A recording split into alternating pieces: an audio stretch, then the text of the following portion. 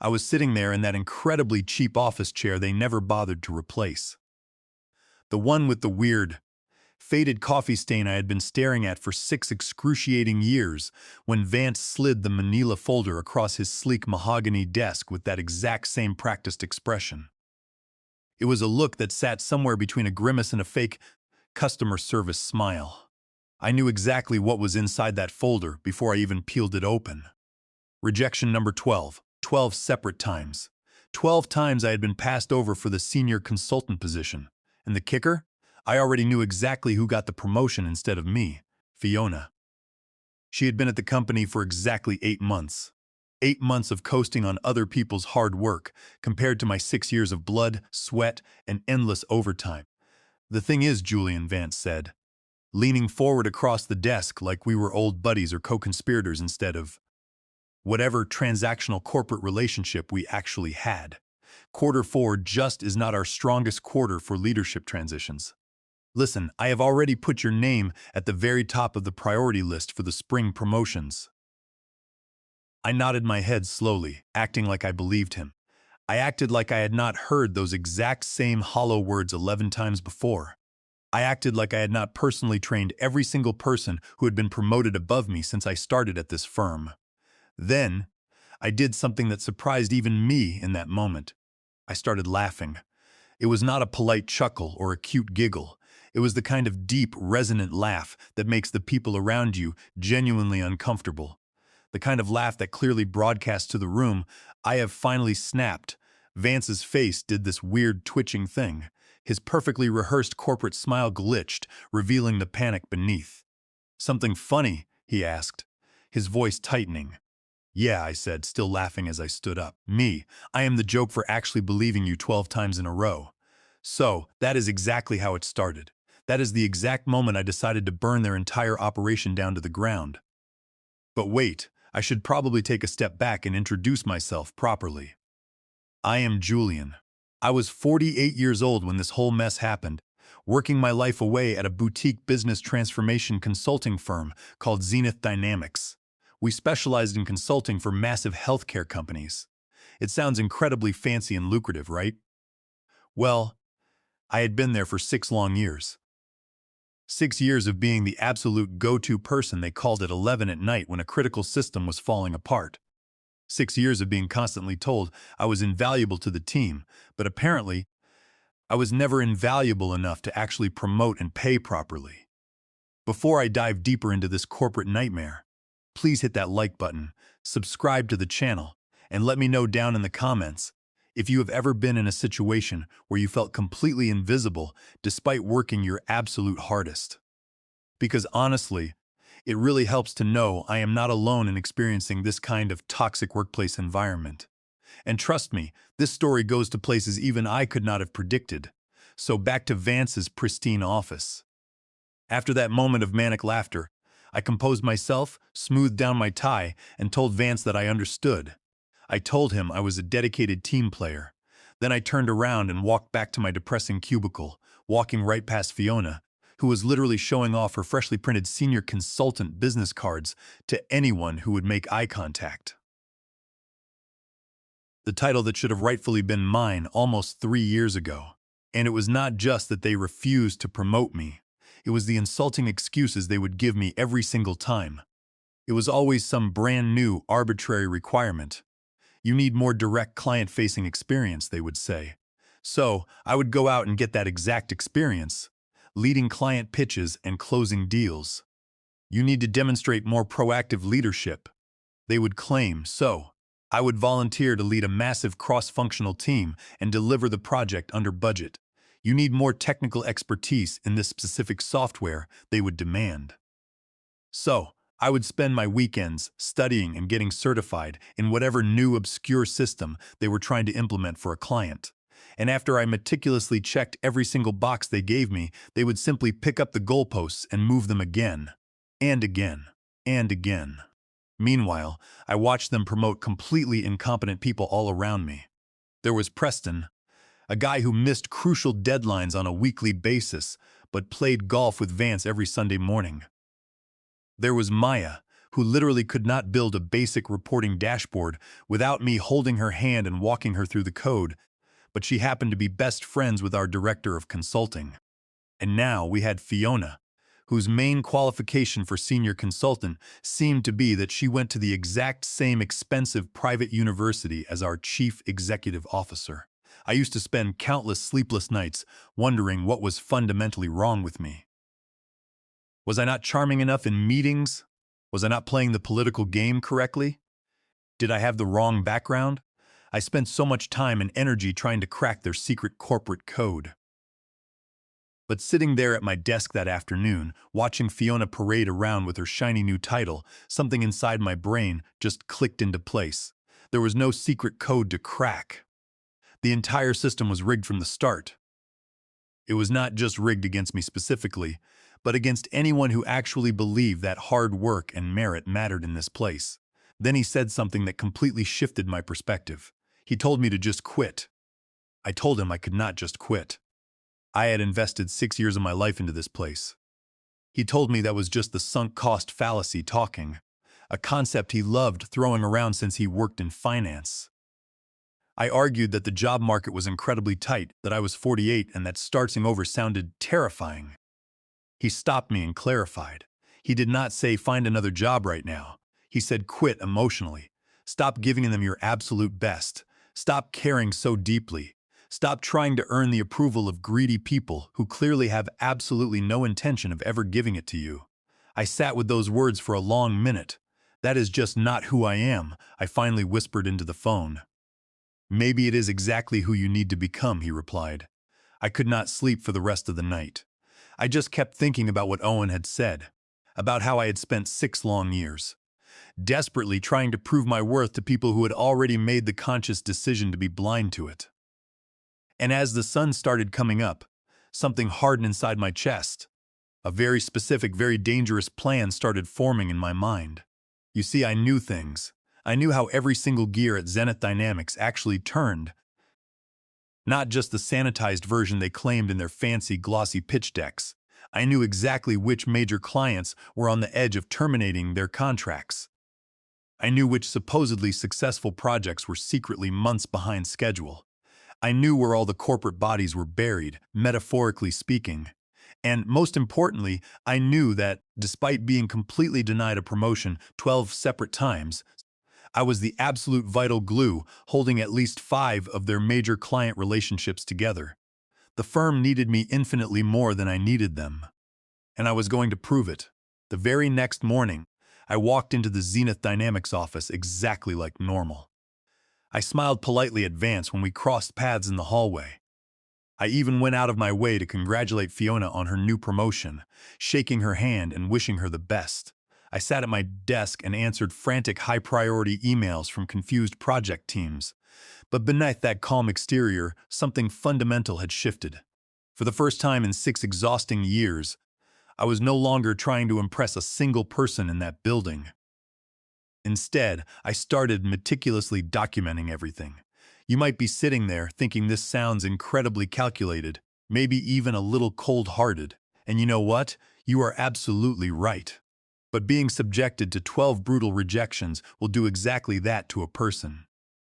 12 times being looked in the eye and told you are not quite good enough, when you know damn well that you are the one keeping the lights on, it fundamentally changes you. I gave myself exactly 6 months. 6 months to flawlessly execute what I started calling my quiet exit strategy. Now, this was not quiet quitting. Quiet quitting is when you start doing the bare minimum just to not get fired. No, I kept working just as hard as I always did. But my ultimate goal had completely changed. I was not working for a shiny new title or a pat on the back anymore. I was working strictly for myself, building my own foundation while standing on their floorboards. The very first phase of my master plan was counterintuitive. I had to make myself even more indispensable than I already was. It sounds crazy, right? But it was absolutely necessary for the trap I was setting. I started actively volunteering for the most complex, messy client problems the firm had. I became the undisputed go-to person for high-level troubleshooting.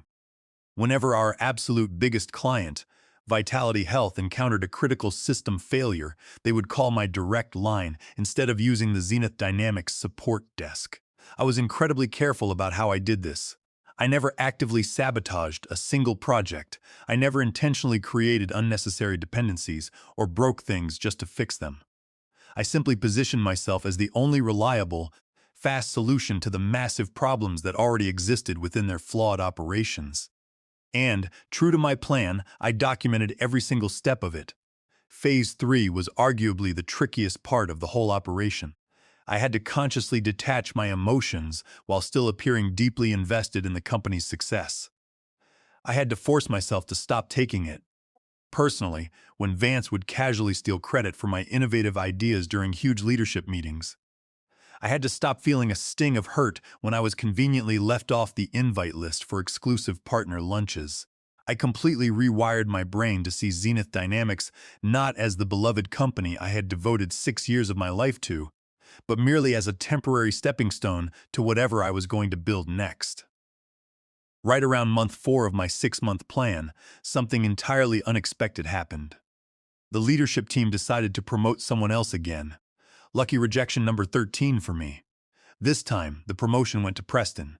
Yes, the same Preston who had been at the company for a grand total of 2 years, and whose absolute best qualification was being aggressively mediocre but displaying an astonishing amount of unearned confidence. In the past, this kind of blatant disrespect would have devastated me. It would have sent me spiraling into self-doubt. But this time, I just smiled warmly, walked over to his desk, and offered my genuine congratulations. Vance looked visibly confused by my calm reaction. I could tell he had fully expected me to be furious, to demand a meeting, or at the very least, to come to his office later and pathetically ask what I needed to do better to earn the next spot. But I did not give him the satisfaction. I just kept my head down and kept working flawlessly on my exit plan. I want to be clear, I was not actively poaching them. Not technically, anyway. I was just being a helpful industry professional. I was answering their complex questions, providing valuable market insights, and strengthening our professional relationship completely outside the suffocating umbrella of Zenith Dynamics. I was showing them exactly what high-tier service looked like when it was not bogged down by Vance's awful management. Then the glorious day finally arrived.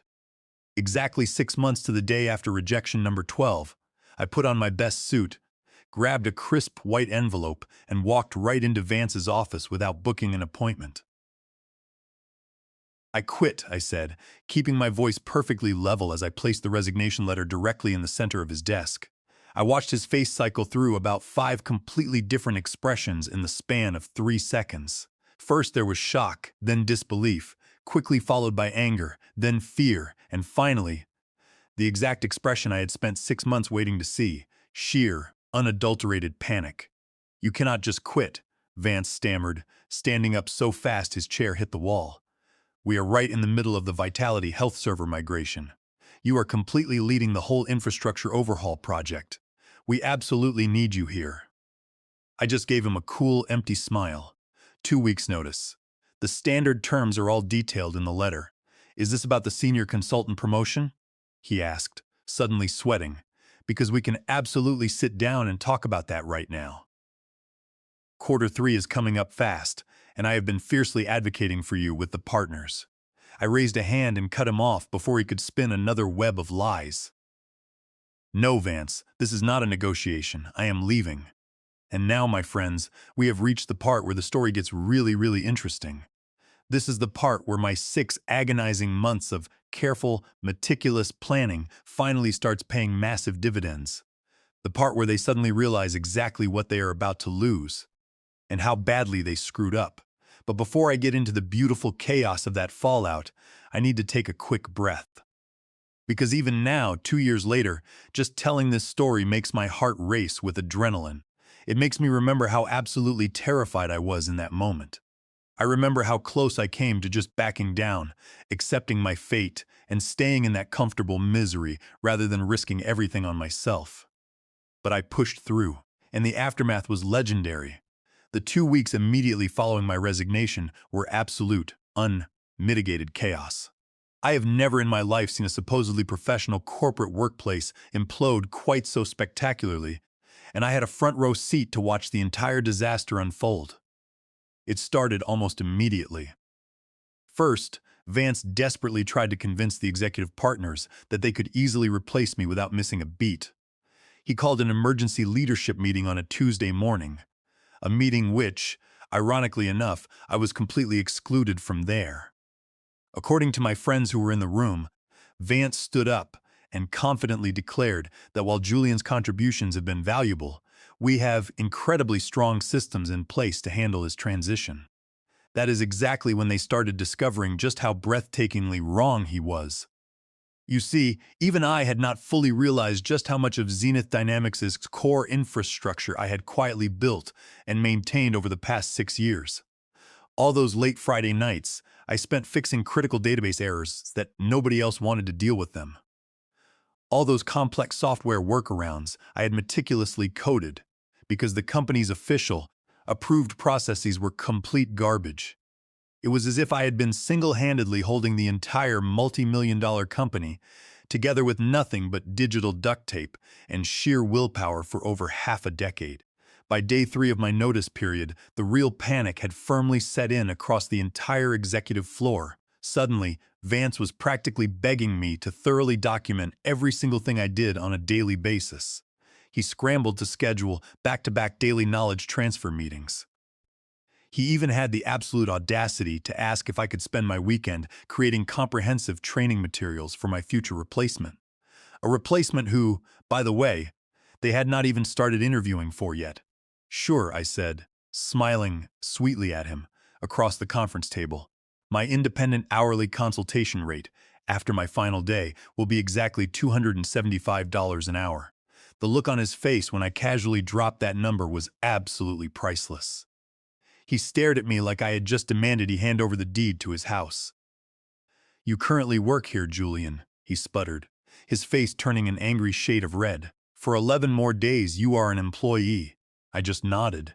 "And for 11 more days I will gladly work my standard 40 hours doing my regular duties. But building a comprehensive training program from scratch is completely outside my job description. As you know, I am just a standard consultant, not a senior consultant, right?" He stormed out of the room and immediately complained to the executive partners, of course. But the partners were already spiraling into full-blown panic mode because our absolute biggest client, Vitality Health, had somehow gotten wind that I was leaving the firm. Their chief information officer, Helena, had bypassed Vance entirely and called Zenith's chief executive officer, Wallace, directly on his personal cell phone. By the end of my first week of notice, they cracked. They made their first desperate offer. Vance called me into his office, where I found Wallace, the chief executive officer, sitting in the corner looking incredibly stressed. "We have been having some serious discussions about your immense value to this company, Julian," Wallace said smoothly, trying to sound authoritative. He spoke like this was some profound new revelation, and not the exact thing I had been desperately trying to prove to them for 6 straight years. "We would like to officially offer you the senior consultant position, effective immediately, complete with a 15% salary raise." I had to bite the inside of my cheek to stop myself from laughing out loud. The exact promotion I had been practically begging for, the one I had been rejected for 12 separate times, was suddenly miraculously available. The second I started walking out the door. "I really appreciate the generous offer, gentlemen," I said, keeping my tone perfectly professional.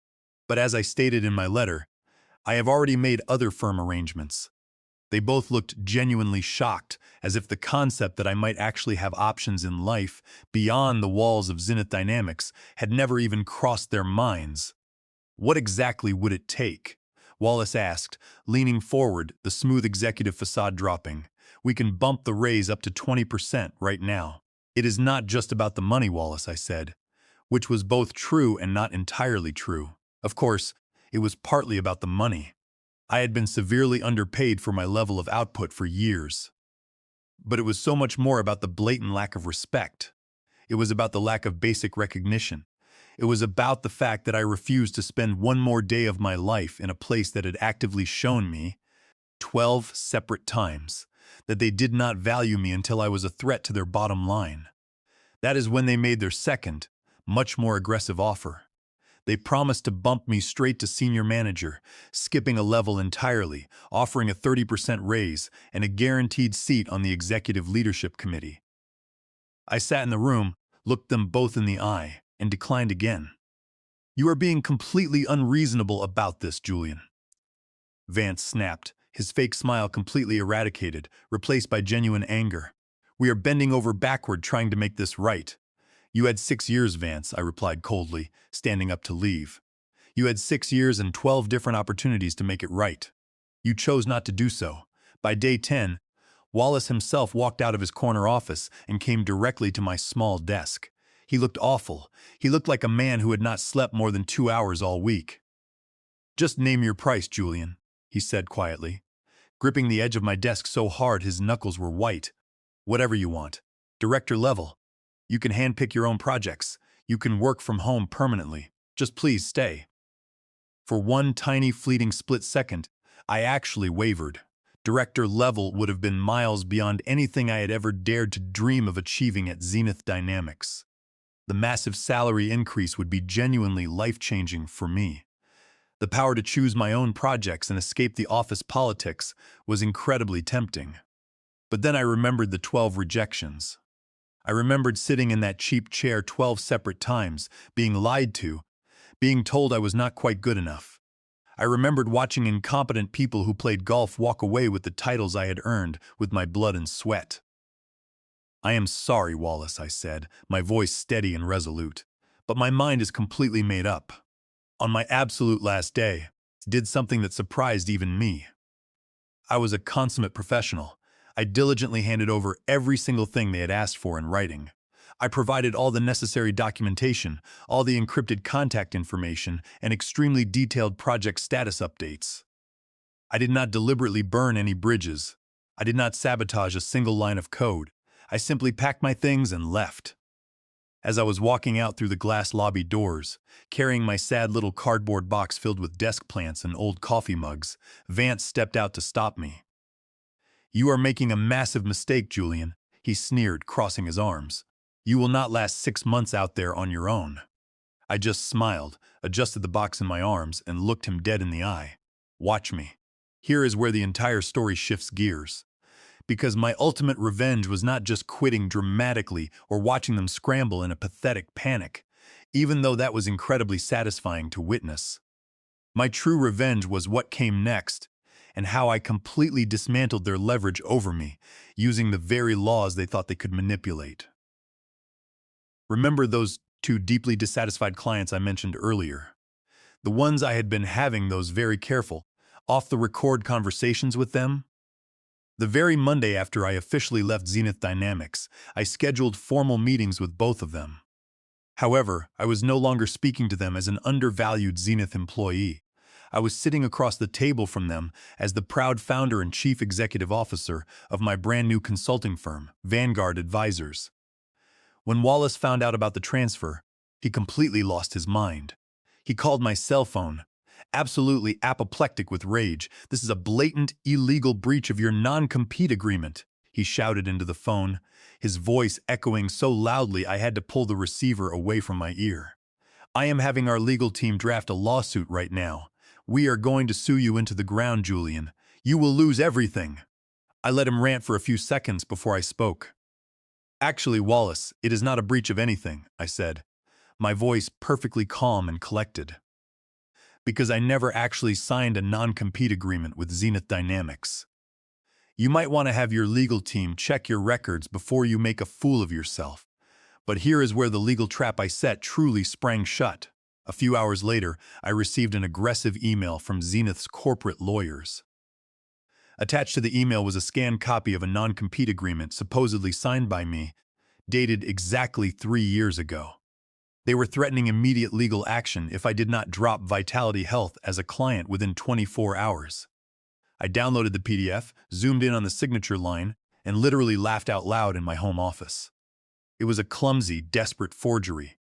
Someone at Zenith, likely Vance, had panicked when they realized I never signed one, so they simply copied my signature from an old expense report and pasted it onto a generic non-compete document. I immediately drafted a response, copying my own newly retained employment lawyer on the email. I did not just deny signing it. I dropped a legal nuclear bomb on them.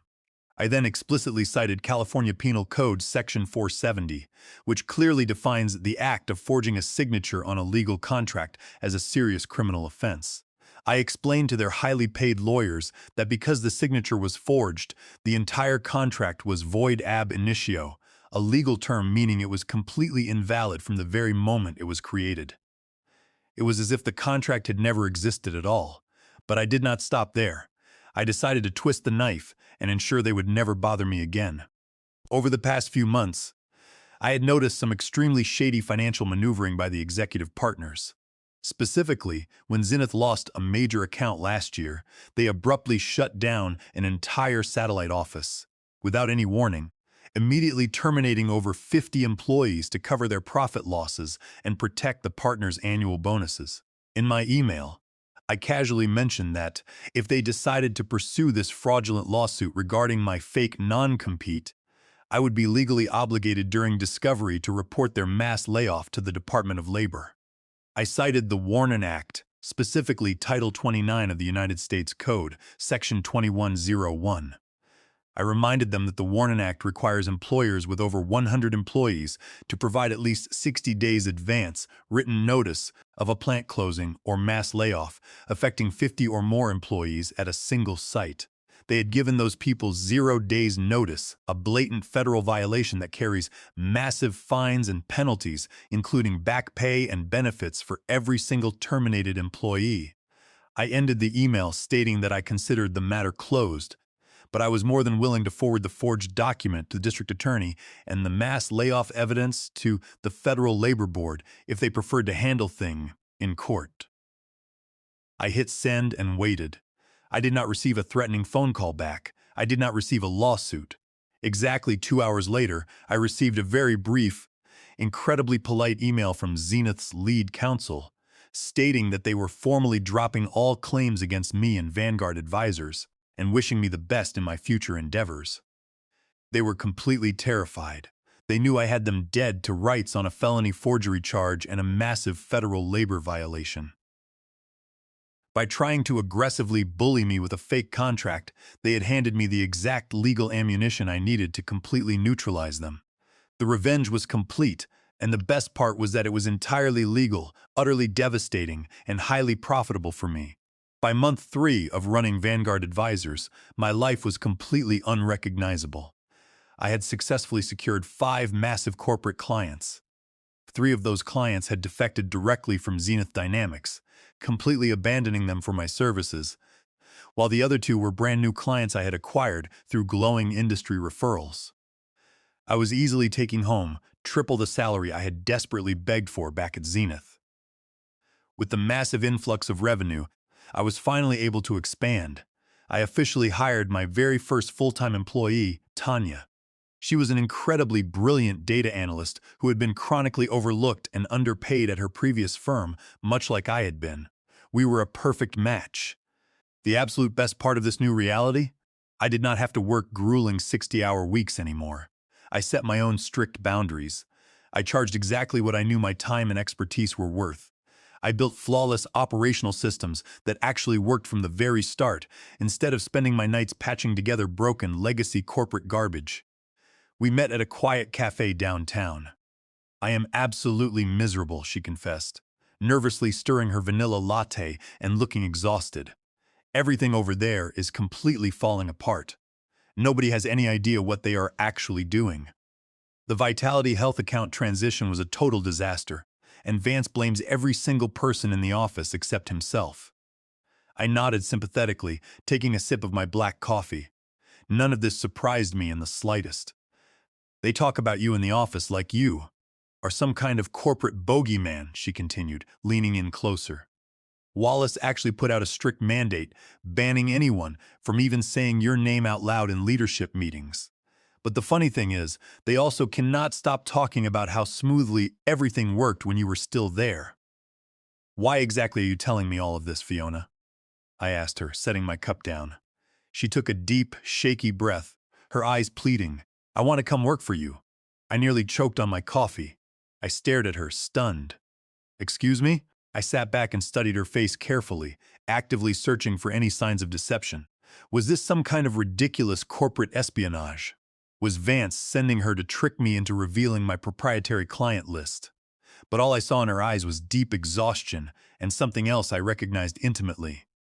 I saw the desperate, aching need to be valued for your hard work. Send me your updated resume this afternoon, I said finally, picking up the check. And we will have a formal interview. Exactly 6 months to the day after I walked out of Zenith Dynamics. For the last time, I got a call on my direct line from a number I did not immediately recognize. When I answered, a very familiar, very defeated voice came through the speaker. Julian, it is Wallace. My heart skipped a beat, but I kept my voice perfectly flat. Hello, Wallace. What can I do for you today? We really need to talk, he said, his voice sounding strained and much older than I remembered. Things over here we are struggling. Badly. The quarterly revenue numbers are the absolute worst they have been in 5 years. We have lost 7 major clients since you walked out the door. I sat back in my leather chair and waited, saying absolutely nothing, letting the uncomfortable silence stretch out between us. I closed my eyes for a second, fully taking in the gravity of the moment. This right here, this exact phone call, was what I had desperately wanted to hear for 6 long years. It was the ultimate validation. It was the absolute recognition of my worth. It was the final, humiliating admission from the chief executive officer that I had been completely right all along. But it came too late. I appreciate the generous offer, Wallace, I said, intentionally echoing the exact same words I had used when firmly rejecting their desperate counteroffers 6 months ago. But I am simply not interested.